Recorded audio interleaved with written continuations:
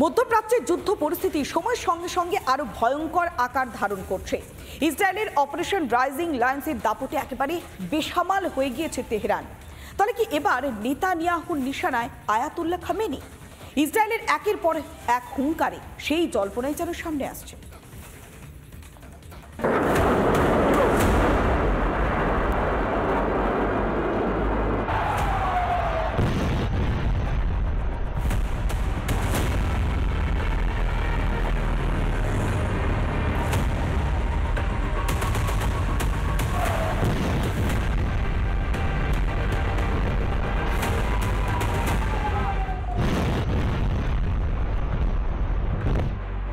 ইরানকে শায়েস্তা করতে operation rising line শুরু করেছে ইসরায়েল।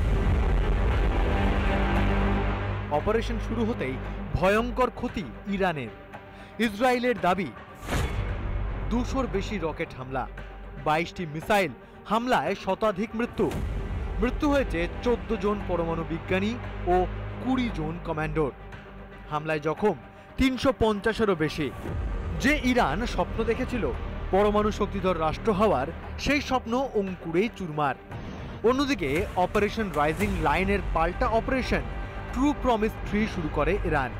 ইসরায়েলের কমপক্ষে 8টি শহর, সেনাঘাঁটি, বিদ্যুৎ কেন্দ্রকে লক্ষ্য করে ব্যালিস্টিক মিসাইল হামলা করে ইরানিয়ান রিপাবলিকান গার্ড। একসময় যারা ছিল পরম বন্ধু, এখন সেই ইসরায়েল ইরান একে অন্যের চরম শত্রু। তবে যুদ্ধে ক্রমশ চওড়া হচ্ছে ইরানের ক্ষয়ক্ষতির তালিকা। ইসরায়েলের হামলায় নিহত ইরানের গোয়েন্দা প্রধান মোহাম্মদ কাজেমি। হামলায় মৃত্যু হয়েছে ইরানের উপগোয়েন্দা প্রধানেরও। এবার কি ইসরায়েলের নিশানায় ইরানের সুপ্রিম লিডার আয়াতুল্লাহ খামেনি? আশঙ্কা জোরালো হতেই মিসাইল হামলা থেকে বাঁচতে সপরিবারে বাংকারে আশ্রয় নিয়েছেন খামেনি। এই বাংকারে আশ্রয় নিয়েছেন খামেনির ছেলে মোজতাবাও। ইসরায়েলের টার্গেট রয়েছে আইআরজিসির ground force commander major general Mohammad Pakpour, আইআরজিসির নৌসেনা প্রধান আলী রেজা তাংসিরি, আইআরজিসির force commander Gholam Reza Soleimani. Iran এবং ইসরায়েলের যুদ্ধে যদি আমরা তুল্যমূল্য বিচার করি, তাহলে দেখা যাবে যে গ্রাউন্ড ফোর্সের দিক থেকে ইরান সংখ্যার দিক থেকে এগিয়ে আছে, কিন্তু ইসরায়েলের ফোর্সের ট্রেনিং বেশি। যদি আমরা দেখি যে মিলিটারি ইকুইপমেন্ট, অর্থাৎ আমরা যদি কামান বা ট্যাঙ্কের মতো ইকুইপমেন্ট দেখি, সেখানে ইসরায়েল এগিয়ে রয়েছে এবং মরুযুদ্ধ করার থেকেও তারা এগিয়ে রয়েছে। এয়ারফোর্সের দিক থেকে এগিয়ে রয়েছে। যেখানে ইরান এগিয়ে রয়েছে সেটা হচ্ছে নেভি। ইসরায়েলের কিন্তু কম্পারেবল নেভি পাওয়ার সেই অর্থে এখনো পর্যন্ত নেই। আর অন্যদিকে যদি মিসাইল স্টক পাইলের আমরা হিসাব করি, তাহলে সেখানে ইসরায়েল অনেকটাই এগিয়ে রয়েছে ইরানের থেকে।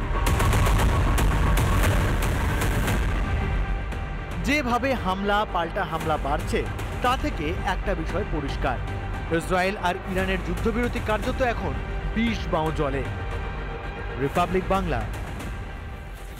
নানা ধরনের কন্টেন্ট দেখার জন্য লাইক করুন, শেয়ার করুন আমাদের ফেসবুক পেজ, সাবস্ক্রাইব করুন আমাদের ইউটিউব চ্যানেল। পাশাপাশি অন্যান্য ব্রেকিং নিউজের জন্য অবশ্যই চোখ রাখুন রিপাবলিক বাংলায়।